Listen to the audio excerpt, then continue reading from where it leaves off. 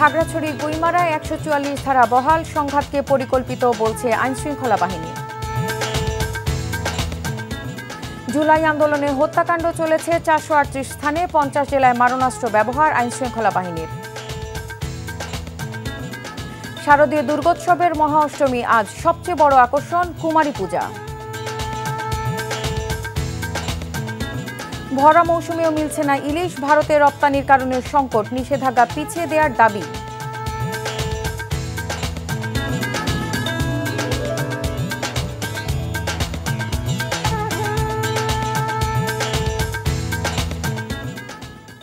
আসসালামু আলাইকুম, নার্গিস মুজিদ লিমা স্বাগত জানাচ্ছি এনটিভির দেশের খবরে। ক্রাউন সিমেন্ট শিরোনাম দেখছিলেন, এবার পুরো খবর। সংঘাত সহিংসতার পর অনেকটাই শান্ত খাগড়াছড়ি। অবরোধ শিথিল করায় পরিস্থিতির উন্নতি হয়েছে, তবে বলবৎ রয়েছে ১৪৪ ধারা। পার্বত্য অঞ্চলকে অস্থিতিশীল করা এবং জাতীয় নির্বাচন ভণ্ডুল করতে পরিকল্পিতভাবে এই সংঘাত ঘটানো হয়েছে বলছে আইনশৃঙ্খলা বাহিনী। এদিকে গুইমারায় সহিংসতার ঘটনায় ৫ সদস্যের তদন্ত কমিটি গঠন করেছে জেলা প্রশাসন। বিস্তারিত ইমরুল কায়েসের ডেস্ক রিপোর্টে। খাগড়াছড়িতে এক স্কুল ছাত্রী ধর্ষণের ঘটনায় মূল অভিযুক্ত গ্রেফতারের পরও সংঘাত সহিংসতায় জেলা জুড়ে থমথমে অবস্থা বিরাজ করছে। জম্মু ছাত্র জনতার ডাকা অনির্দিষ্টকালে সড়ক অবরোধ শিথিল করায় পরিস্থিতির কিছুটা উন্নতি হয়েছে। সীমিত আকারে যানবাহন চলছে খাগড়াছড়ি, চট্টগ্রাম ও ঢাকা রুটে। তবে খাগড়াছড়ি পৌরসভা, সদর ও গুইমারা উপজেলায় ১৪৪ ধারা এখনও বলবৎ আছে। সড়কে বেড়েছে সেনাবাহিনী সহ বিভিন্ন আইনশৃঙ্খলা বাহিনীর টহল। সংঘবদ্ধ ধর্ষণের অভিযোগে লাগাতার আন্দোলন, সেনাবাহিনীর উপর হামলা ও গুইমারায় সহিংস ঘটনা ইউপিডিএফ এর পূর্ব পরিকল্পিত বলছে আইনশৃঙ্খলা বাহিনী। পার্বত্য চট্টগ্রামকে অস্থিতিশীল এবং সাম্প্রদায়িক দাঙ্গা সংগঠনের বিষয়টি একটি বৃহত্তর ষড়যন্ত্রের অংশ। ইউপিডিএফ এবং তার অঙ্গ সংগঠন সমূহকে আহ্বান জানাই সবসময় যে পরিস্থিতি শান্ত রাখুন। এর আগে আইনশৃঙ্খলা পরিস্থিতি শান্ত ও স্বাভাবিক করতে জনপ্রতিনিধি ও আন্দোলনকারীদের সাথে মতবিনিময় করেছে প্রশাসন। এ সময় তারা 8টি দাবি তুলে ধরেন। স্থানীয় প্রশাসন জানায়, অবরোধ পুরোপুরি তুলে নেওয়া হলে ১৪৪ ধারাও তুলে নেওয়া হবে। খাগড়াছড়িতে প্রশাসন কর্তৃক আরোপিত ১৪৪ ধারা অব্যাহত রয়েছে এবং পরিস্থিতি উন্নতি না হওয়া পর্যন্ত এটা অব্যাহত রাখার জন্য আমরা প্রশাসনকে অনুরোধ করব এবং প্রশাসন যখন মনে করবে যে পরিস্থিতি সম্পূর্ণ স্বাভাবিক তখন এটা প্রশাসন তুলে নিবে। এদিকে গুইমারায় সংঘর্ষে নিহত ৩ জনের মরদেহ ময়নাতদন্ত শেষে সোমবার রাতে পরিবারের কাছে হস্তান্তর করা হয়। রাতেই তাদের অন্ত্যেষ্টিক্রিয়া সম্পূর্ণ করা হয়। Imrul Kayes, NTV news desk. জুলাই আগস্ট আন্দোলনের সময় ৪১ জেলার ৪৩৮টি স্থানে হত্যাকাণ্ড হয়েছে, আর ৫০টিরও বেশি জেলায় মারণাস্ত্র ব্যবহার করেছে আইনশৃঙ্খলা রক্ষাকারী বাহিনী। মানবতা বিরোধী অপরাধ মামলায় সাবেক প্রধানমন্ত্রী শেখ হাসিনা সহ ৩ জনের বিরুদ্ধে শেষ দিনে দেয়া সাক্ষ্যে এসব তথ্য জানান তদন্ত কর্মকর্তা মোহাম্মদ আলমগীর। এছাড়া ক্ষমতায় টিকে থাকতেই আওয়ামী লীগ সরকার গুম, খুন ও নির্যাতন চালিয়েছে। আগামী সপ্তাহে তদন্ত কর্মকর্তাকে জেরা করবেন আসামি পক্ষের আইনজীবী। বিস্তারিত হাসান জাবেদের রিপোর্টে। জুলাই আগস্ট আন্দোলনে দেশের বিভিন্ন স্থানে মারণাস্ত্র ব্যবহার করে ছাত্র জনতাকে হত্যা করা হয়েছে এমন অভিযোগ এনে ঊর্ধ্বতন নেতৃত্বের দায়ে শেখ হাসিনা, আসাদুজ্জামান খান কামাল ও চৌধুরী আবদুল্লাহ আল মামুনের বিরুদ্ধে বিচার কাজ চলছে।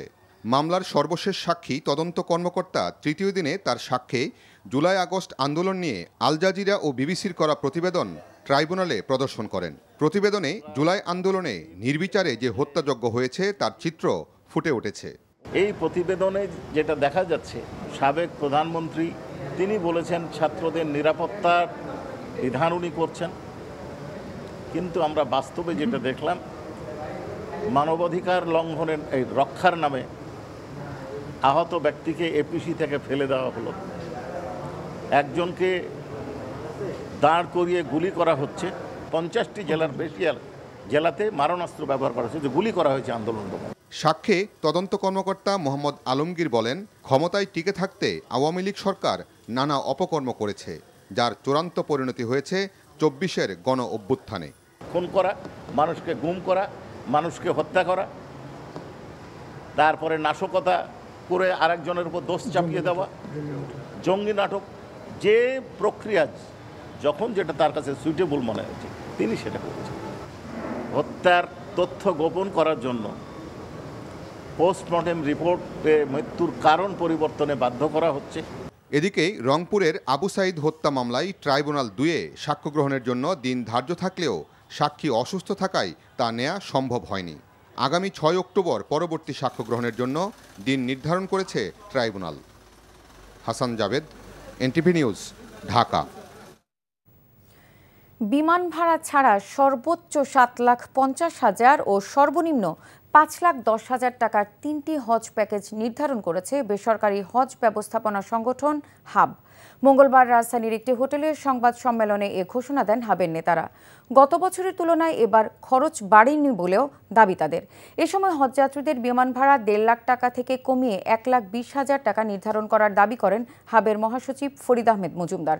বলেন, পবিত্র হজকে কেন্দ্র করে অনুমোদিত এজেন্সিগুলোর দৌরাত্ম্য ঠেকাতে কঠোর ব্যবস্থা নেবেন তারা। আগামী 12 অক্টোবর পর্যন্ত 2026 সালের হজযাত্রীদের নিবন্ধন চলবে। এ সময়ের মধ্যে বেসরকারি ব্যবস্থাপনায় হজের ব্যয় আরও কমিয়ে আনার চেষ্টা চলছে বলেও জানায় সংগঠনটি। বেসরকারি ব্যবস্থাপনায় বিশেষ হজ প্যাকেজ সর্বমোট মূল্য 7,50,000 টাকা। দ্বিতীয়ত, বেসরকারি ব্যবস্থাপনায় সাধারণ হজ প্যাকেজ 5,50,000 টাকা। তৃতীয় প্যাকেজ, যেটি সাশ্রয়ী প্যাকেজ, এই সাশ্রয়ী প্যাকেজের সর্বমোট মূল্য হচ্ছে খাওয়া এবং কোরবানি সহ 5,10,000 টাকা। সনাতন ধর্মাবলম্বীদের সবচেয়ে বড় ধর্মীয় উৎসব শারদীয় দুর্গাপূজার মহা অষ্টমী আজ। এদিনের সবচেয়ে বড় আকর্ষণ হলো কুমারী পূজা। সারা দেশের মতো চট্টগ্রামে আড়ম্বরপূর্ণভাবে অনুষ্ঠিত হয়েছে শারদীয় দুর্গাপূজা। নগরীর পাথরঘাটায় রাধা গোবিন্দ মন্দিরে কুমারী পূজার জন্য 6 জন কুমারীকে বসিয়ে ফুল, চন্দন, বেলপাতা, তুলসী পাতা দিয়ে চলে পূজা অর্চনা। কুমারী পূজার আনুষ্ঠানিকতা ছাড়াও মণ্ডপে মণ্ডপে অষ্টমী, কল্পরম্ভা ও বিহিত পূজা পালন করা হয়। এদিনে চট্টগ্রামের বিভিন্ন মণ্ডপ পরিদর্শন করেন মুক্তিযুদ্ধ বিষয়ক উপদেষ্টা ফারুক আজম। এ সময় আইন শৃঙ্খলা সহ সার্বিক পরিস্থিতির খোঁজ খবর নেন। সাভারের উৎসব মুখর পরিবেশে পালন করা হচ্ছে দুর্গাপূজা। ভাকুরতা ও তেঁতুলঝোড়া ইউনিয়নের বিভিন্ন পূজা মণ্ডপ পরিদর্শন করেন বিএনপি চেয়ারপারসনের উপদেষ্টা ও সাবেক মন্ত্রী আমানুল্লাহ আমান। নারায়ণগঞ্জের মিশনপাড়ায় রামকৃষ্ণ মিশনে আনন্দঘন পরিবেশে কুমারী পূজা অনুষ্ঠিত হয়েছে। মৌলভীবাজার, সিলেট ও হবিগঞ্জের সীমান্তবর্তী এলাকায় পূজা মণ্ডপ পরিদর্শন করেছে বিজিবি। ভরা মৌসুমেও মেলেনি ইলিশ। তার উপর ভারতের রপ্তানির কারণে স্থানীয় বাজারে ছিল তীব্র সংকট। এমন পরিস্থিতিতে ইলিশ ধরায় নিষেধাজ্ঞার সময় পিছিয়ে দেওয়ার দাবি তুলেছেন বরিশালের জেলে ও ব্যবসায়ীরা। বরিশাল থেকে আরও জানাচ্ছেন আক্তার ফারুক শাহিন, ক্যামেরায় ছিলেন গোবিন্দ সাহা। প্রজনন মৌসুমে মা ইলিশ রক্ষায় আগামী 4 অক্টোবর থেকে শুরু হচ্ছে নদীসাগরে ইলিশ শিকারে নিষেধাজ্ঞা। টানা 22 দিন ইলিশ মাছ ধরতে পারবে না জেলেরা। বিষয়টি নিয়ে মিশ্র প্রতিক্রিয়ার সৃষ্টি হয়েছে বরিশাল ইলিশ মোকামের জেলেদের মধ্যে। ভরা মৌসুমে ইলিশ না পাওয়ার পাশাপাশি এখনো প্রজনন মৌসুম আসেনি বলছেন তারা। মাছের পেটে ডিম হইতে আরো 1 মাস সময় যাইবে, কিন্তু এখন 2-3টে যাই পাই, তাতে আমাকে জেলেদের মনে করেন আওয়াল মাছ চলে খাইতে আমাকে খুব কষ্ট। মাছের সাথে যারা জড়িত এদের দৃষ্টিতে অভিযানটা যদি আরেকটু পিছিয়ে দিত তাহলে মৎস্য সম্প্রদায়ের সাথে যারা জড়িত সবাই একটু উপকৃত হতো। প্রজনন মৌসুম নির্ধারণে ভুল হচ্ছে দাবি করে নিষেধাজ্ঞার সময় পিছিয়ে দিতে বলছেন জেলে আর মৎস্য ব্যবসায়ীরা। এখন নিষেধাজ্ঞা দেয়া হলে দেশের জলসীমায় ঢুকে মাছ ধরে নিয়ে যাবে ভারতীয় জেলেরা, সেই কথাও বলছেন তারা। ভারতের জেলেরা এসে আমাকে বাংলাদেশের মাছগুলো ধরে নিয়ে যায় এবং বাংলাদেশের জেলেরা খুব ক্ষতিগ্রস্ত হয়। ইন্ডিয়া থেকে আইয়া ট্রলিং এর মাছ ধরে নিয়ে যায়, আমাদের দেশের মাছ ইন্ডিয়া নিয়ে গেলে আমরা থেকে অনাহারে। ভরা মৌসুমেও এবার মেলেনি ইলিশ। লোকসানে পথে বসেছে অনেক ব্যবসায়ী। প্রজনন মৌসুম নির্ধারণে ভুল হলে ইলিশ রক্ষায় তা যেমন হবে আত্মঘাতী, তেমনি ক্ষতিগ্রস্ত হবে জেলেরা। বিষয়টি বিবেচনা করুক কর্তৃপক্ষ, এটাই দাবি জেলে আর মৎস্য ব্যবসায়ীদের। Akhtar Faruk Shahin, NTV news, Barisal. বাজারে কৃত্রিম সংকট সৃষ্টি করে বেশি মুনাফার লোভে এক শ্রেণীর অসাধু ব্যবসায়ী আমদানি পণ্য জাহাজে মজুদ রাখছে, এমন প্রমাণ পেয়ে জড়িতদের জরিমানা করেছে ভ্রাম্যমাণ আদালত। দুপুরে চট্টগ্রাম বন্দরের বহির্নোঙরে পরিচালিত ভ্রাম্যমাণ আদালতের নেতৃত্ব দেন বন্দরের নির্বাহী ম্যাজিস্ট্রেট সাদিয়া আফরিন। এ সময় বন্দর এলাকায় বিশ্বাস গ্রুপের প্রায় 7,000 টন গম বোঝাই 6টি লাইটার জাহাজে কাগজপত্র যাচাইয়ে দেখা যায় পণ্য নিয়ে নির্ধারিত ৭২ ঘন্টার স্থলে এসব জাহাজ অতিরিক্ত ১২ দিন ধরে অবস্থানের প্রমাণ মেলে। এছাড়াও ১১৫০ টন পাথর বোঝাই আরেক জাহাজ গুলশানারার অতিরিক্ত সময় ধরে অবস্থানের প্রবণতা দেখা যায়। আর বসুন্ধরা ২৭-এ ছিল ফায়ার এক্সটিংগুইশার অকেজো। সবার বিরুদ্ধে আইনি ব্যবস্থার অংশ হিসেবে জরিমানা করা হয়। দ্বিতীয় দফা জানাজা শেষে নরসিংদীর পারিবারিক কবরস্থানে দাফন করা হয়েছে সাবেক শিল্পমন্ত্রী নুরুল মজিদ মাহমুদ হুমায়ুনের লাশ। সকালে মনোহরদী উপজেলার শুকুর মাহমুদ উচ্চ বিদ্যালয় মাঠে দ্বিতীয় জানাজা অনুষ্ঠিত হয়।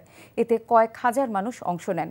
জানাজা শেষে ব্রাহ্মণহাটা গ্রামে পারিবারিক কবরস্থানে তাকে দাফন করা হয়। এর আগে গতরাতে রাজধানী আজাদ মসজিদে প্রথম জানাজার নামাজ অনুষ্ঠিত হয়।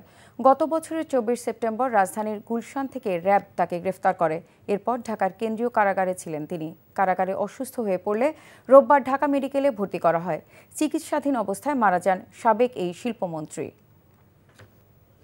পিরোজপুরে পিকআপের ধাক্কায় ৮ম বাংলাদেশ চীন মৈত্রী সেতুর রেলিং ভেঙে পড়েছে। প্রত্যক্ষদর্শীরা জানান, দুর্ঘটনা কবলিত পিকআপ ভ্যানটি কুমিরমারা প্রান্ত থেকে বেকুটিয়া প্রান্তের দিকে যাচ্ছিল। অতিরিক্ত গতিতে চলার সময় নিয়ন্ত্রণ হারিয়ে সেতুর রেলিংয়ে ধাক্কা দেয়। এতে সেতুর রেলিংয়ের একটি অংশ ভেঙে নিচে পড়ে যায় এবং ব্রিজের এক পাশ সাময়িকভাবে ঝুঁকিপূর্ণ হয়ে পড়ে। তবে বড় কোনো দুর্ঘটনা ঘটেনি। স্থানীয়দের অভিযোগ, সেতুর রক্ষণাবেক্ষণ এবং ট্রাফিক নিয়ন্ত্রণ ব্যবস্থা জোরদারের দাবি জানিয়েছেন এলাকাবাসী। তারেক রহমানের নির্দেশে বিএনপিতে জ্ঞান নির্ভর রাজনীতি চালু হয়েছে বলে জানিয়েছেন বিএনপি চেয়ারপারসনের উপদেষ্টা ডক্টর জিয়াউদ্দিন হায়দার। দুপুরে ঝালকাঠির নলছিটি মার্চেন্টস প্রাথমিক বিদ্যালয় মিলনায়তনে স্থানীয় ব্যবসায়ী, পেশাজীবী ও সুধীজনদের সাথে মতবিনিময় সভায় তিনি এসব কথা বলেন। জাতির সামনে উত্থাপিত তারেক রহমানের রাষ্ট্র কাঠামো মেরামতের ৩১ দফার আলোকে নলছিটি উপজেলা বিএনপি এবং এর অঙ্গ সহযোগী সংগঠনে অনুষ্ঠানের আয়োজন করে। বিএনপির ভারপ্রাপ্ত চেয়ারম্যান তারেক রহমানের পক্ষে ভোলার চরফ্যাশন ও মনপুরা শারদীয় দুর্গাপূজা মণ্ডপ পরিদর্শন এবং আর্থিক অনুদান প্রদান করা হয়েছে। সকালে মনপুরার বিভিন্ন পূজা মণ্ডপ পরিদর্শন করে বিএনপি নেতা ও সাবেক এমপি নাজিমুদ্দিন আলম হিন্দু সম্প্রদায়ের মাঝে তারেক রহমানের পক্ষে আর্থিক অনুদান তুলে দেন। এ সময় তিনি বলেন, বিএনপির ৩১ দফায় সকল ধর্মের প্রতি সর্বোচ্চ সম্মান দেখানোর কথা বলা আছে। এছাড়া চরফ্যাশন পূজা মণ্ডপগুলোতে একইভাবে অনুদান প্রদান করেন। এদিকে বিএনপির ভারপ্রাপ্ত চেয়ারম্যান তারেক রহমানকে পক্ষ থেকে মোংলায় বিধবা ও হতদরিদ্র নারী পুরুষের মাঝে খাদ্য সামগ্রী এবং নগদ অর্থ বিতরণ করা হয়েছে। উপজেলা পরিষদ মিলনায়তনে এসব বিতরণ করেন বিএনপির কেন্দ্রীয় কমিটির গবেষণা বিষয়ক সম্পাদক কৃষিবিদ শামীমুর রহমান শামীম। এ সময় ২০০ নারী পুরুষের হাতে তারেক রহমানের পক্ষ থেকে খাদ্য সামগ্রী ও নগদ অর্থ তুলে দেন তিনি। খবর শেষ করছি, যাবার আগে ক্রাউন সিমেন্ট শিরোনামগুলো জানিয়ে দেব আরও একবার।